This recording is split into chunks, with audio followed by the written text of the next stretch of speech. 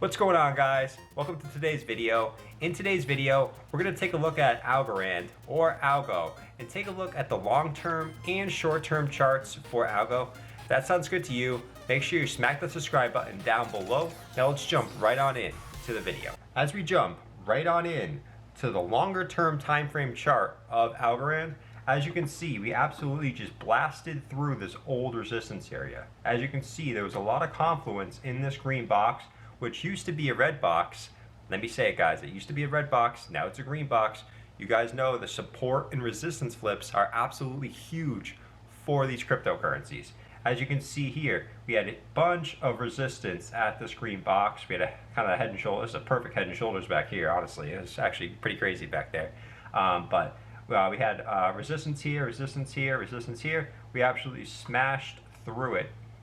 And now we're up in this red resistance box here. We're actually making a push still up, which is pretty crazy. So we have this one more local red high at this red box, which is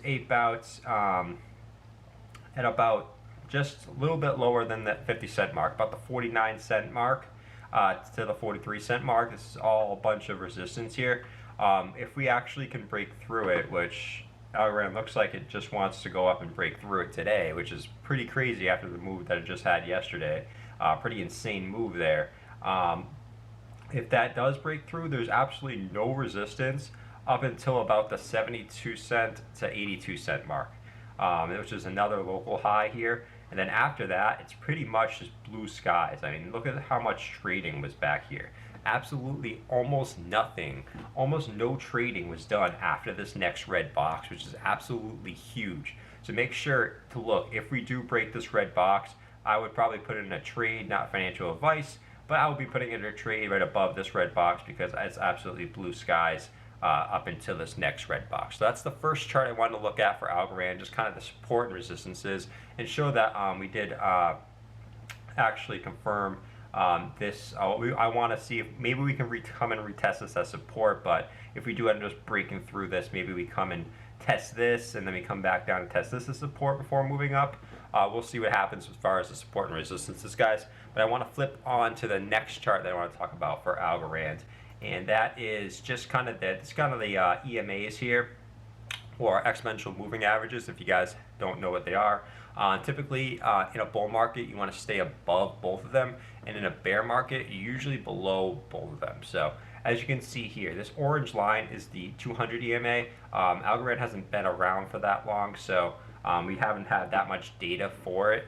So it only goes up and back until about earlier this year, but as you can see, still does the duty justice. So when we were below it, we were in a bear market. And then once we broke up above it, we've confirmed it as support multiple times. So in a bull market, you want to see that 200 EMA kind of be confirmed as support, guys. So as you can see here, we got resistance on it back here, and then we got absolutely plummeted. Once we did break above it, which is huge, we got support on it once, support on it twice, support on it 3 times, and now we're absolutely pumping up. So that is huge to see. Also the 50 EMA, which is this kind of purplish pink. Don't know why I really chose that color. Kind of feminine of me, but it's okay. Kind of 2 weird colors, actually. Just to point that out, guys. As you can see here, same thing. When we're above it, we're usually in a little shorter term uptrend. When we're below it, we're in a kind of shorter bear trend. We've been above it. Now we've gotten been above it since early July. So as you can see, when we're above it, we're in generally a bull market. When we're below it, we're in generally a bear market. So same thing. Also wanted to point out the triple kind of higher lows that we had that we looked at in yesterday's video. We see these in a lot of altcoins lately. One after the huge, we're not going to talk about it, crash. 2 here, 3 here, and now we absolutely popped off. So like I said, usually when you see these kind of triple lows, but higher lows, you usually get a huge impulse wave after that third higher low. So we're going to take a look at the third chart I want to look at today for Algo, and that is kind of a fractal with Ethereum. So This blue fractal here is Ethereum, and this bars pattern is Algorand. This is the entire history of Algorand, and this is Ethereum in its first bear market to bull market. Okay, guys. So as you can see, look at the resemblance of these two charts. Now, the one difference I want to look at is Algorand actually had a huge crash because of Corona. Whoops, I said it. And then Ethereum had a huge pump after its bear market. But after that, besides that one fact, this was kind of an outlier, so we kind of take that with a grain of salt.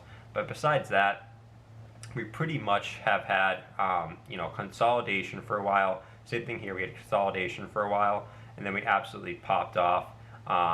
Same thing here, absolutely popped off. We're consolidating a little bit more. Same thing, we're consolidating a little more, and then this thing just goes a lot higher. It actually goes higher than this. I just couldn't fit it on the screen, so I didn't copy the whole bars pattern.